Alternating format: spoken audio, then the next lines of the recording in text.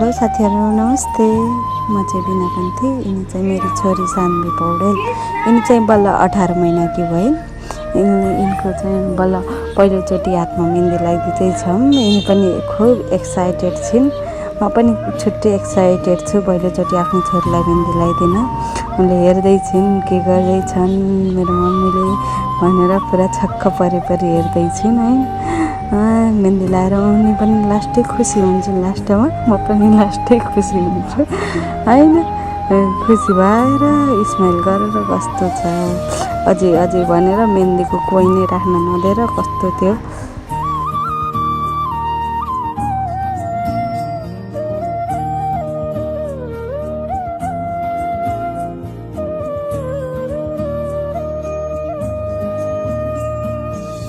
मैले चाहिँ उनलाई हात देखाइदेऊ न नानी भन्दाखेरि सुरुमा त देखाउन मानिन्, पछि चाहिँ देखाउँछु नि यसो गरेर हेलो गर्न देखाऊ भनेर बल्ल देखाउँछिन् आफ्नो हात। कति खुसी भइछन् हात देखाउँदाखेरि। के हो भनेर खुसी, अझ बसिसकेपछि उक्काउने कोसिस गरेर कस्तो छ हाँस्दा सानो बच्चाले गरेको चाहिँ जे कुरा नै राम्रो लाग्छ नि त, आफ्नो छोरी भएर नि होला होइन।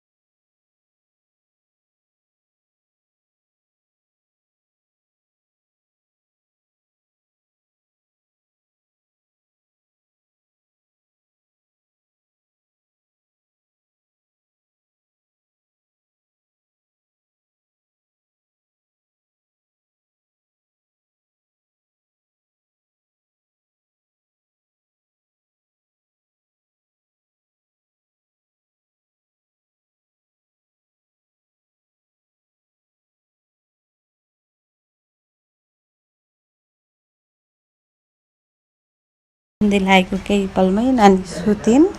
नानी सुतेपछि एकैछिन भए पनि बस्न पाउँछ कि भनेको त उनी त हर फर्किँदा चलेर मेहन्दीहरू सबै मेटाइसकेँ कि अनि एकैछिनपछि उनको निद्रा फेरि कच्चो 5-10 मिनटका उठिहाल्छन्। उठिसकेपछि उनलाई हातमा के हो भनेर मेटाइहालेँ अनि त्यसपछि हात देखाइदेऊ भनेर देखाइदिएको हो। अनि फेरि एकैछिनपछि फेरि उनले भोलि बिहान उठेर चाहिँ यो के हो भनिरहेको थिइन्। खै देखाइदेऊ त सबैलाई कस्तो बसेछ भनेर देखाउँछिन् होइन।